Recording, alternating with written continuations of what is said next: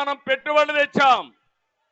జగన్ ప్రభుత్వం మాత్రం టెర్రరిజాన్ని తీసుకొచ్చి పెట్టుబడులన్నీ తరిమేసే పరిస్థితికి వచ్చాడు. మనం ఉద్యోగాలు తెచ్చాం. జగన్ గంజాయి తెచ్చాడు. అవునా కాదా అని మిమ్మల్ని అడుగుతున్నా. ఊరూర్లో గంజాయి ఉందా లేదా? తమిళలో గంజాయి లేకపోతే మీరు అడగతారు. మీరు అడగకుండా ఉండాలంటే మీ అందరినీ గంజాయి మత్తులో పెట్టేస్తే మీరు ఏమైనా పర్వాలేదనుకుంటున్నాడు ఈ ముఖ్యమంత్రి. చాలా దుర్మార్గం.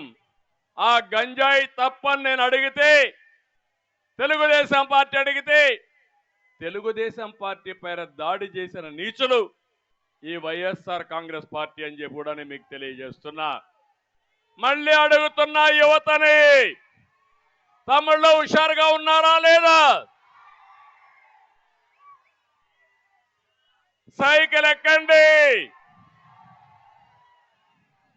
తెలుగుదేశం జనసేన జెండాలు పట్టుకోండి. ఊరూరు వెళ్ళండి. ప్రజల్ని చైతన్యవంతులు చేయండి. మీ భవిష్యత్తుకు భరోసా నాదని మరొకసారి హామీ ఇస్తున్నా. సిద్ధమా అని మిమ్మల్ని అడుగుతున్నా.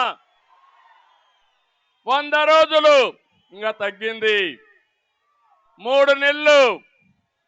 రోజుకు 4-5 గంటలు మీరు పనిచేయండి. మీ భవిష్యత్తు బంగారు భవిష్యత్తు చేసే బాధ్యత మన యువతని ప్రపంచంలోనే నెంబర్ 1 గా తయారు చేసే బాధ్యత మాదని మరొకసారి హామీ ఇస్తున్నా.